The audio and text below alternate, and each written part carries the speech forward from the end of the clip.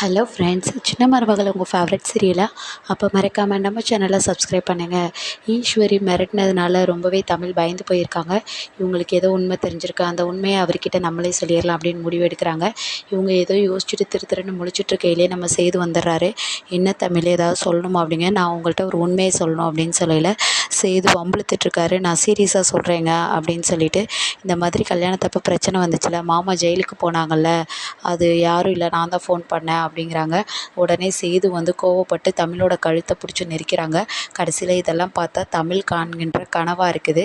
அதுக்கப்புறமேட்டுக்கு சேதுக்கிட்ட பேசிகிட்டு இருக்கையிலேயே சேதுக்கு ஏதோ கால் வந்துடுது. உடனே சேது வெளில போயிடுறாரு.